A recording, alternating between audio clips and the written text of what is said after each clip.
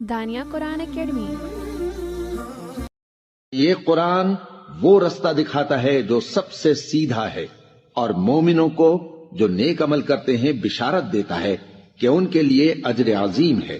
نحمده ونصلي على رسوله الكريم اما بعد فاعوذ بالله من الشیطان الرجیم بسم اللہ الرحمن الرحیم۔ السلام علیکم ورحمۃ اللہ وبرکاتہ۔ امید ہے آپ سب خیریت سے ہوں گے، انشاءاللہ جہاں ہوں گے ایمان اور صحت کی نعمت سے مالا مال ہوں گے۔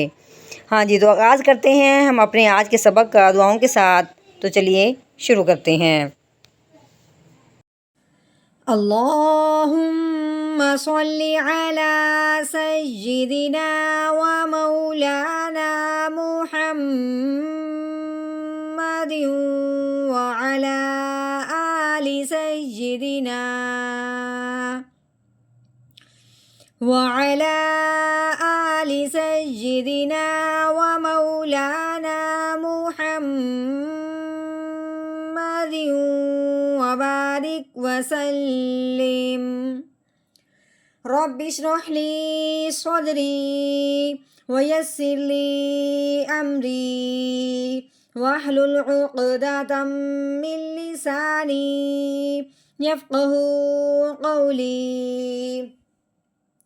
رب زدنا علما رب زدنا علما رب زدنا علما۔ اعوذ باللہ من الشیطان الرجیم بسم اللہ الرحمن الرحیم۔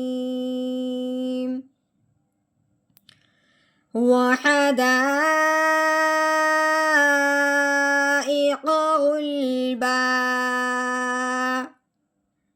وحدا، واؤ کے اوپر شد لگی ہوئی ہے، اس کے اوپر زبر لگی ہوئی ہے۔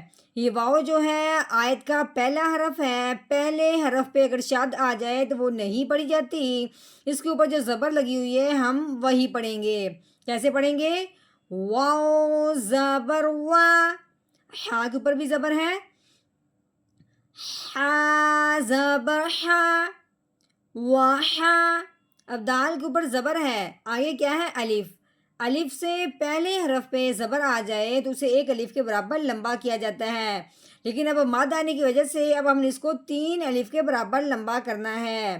مد کے فوراً بعد اب جب ہم نے اس کو آگے دیکھا ہے، آگے کیا ہے؟ حمزہ۔ اس حمزہ آنے کی وجہ سے، مد کے فوراً بعد حمزہ آنے کی وجہ سے اس مد کو اب ہم نے 4 الف کے برابر لمبا کرنا ہے۔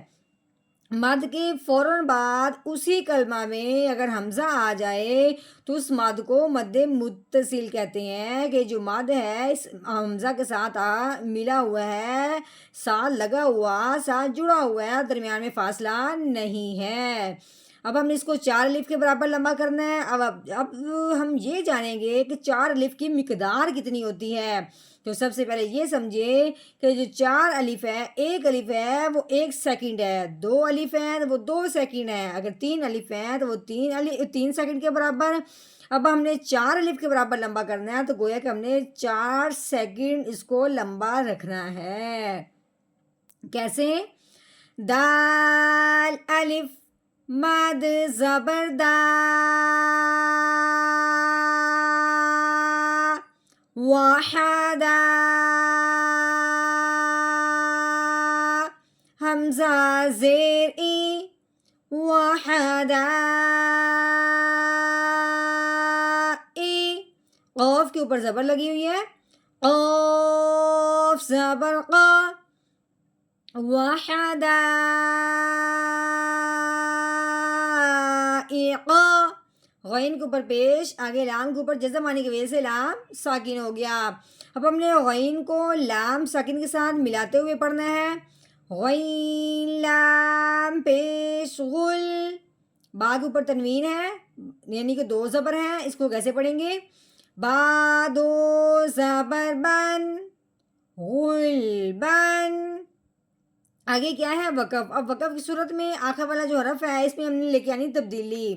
کیا فرق آئے گا, کیا تبدیلی آئے گی کہ ہم نے اس وقف کی صورت میں ایک زبر کو گرا دینا ہے, پیچھے رہ جائے گی ایک زبر. اب الف سے پہلے حرف پہ جب ایک زبر ہو تو اسے ایک الف کے برابر لمبا کیا جاتا ہے. اب بن والی بات تو ختم ہوگی جو ہم نے غل بن پڑھا ہے. اب وقف کی صورت میں کیسے پڑھیں گے؟ آگے وقف غلبا, یعنی کہ با الف زبر با بن گیا. غلبا وحدائق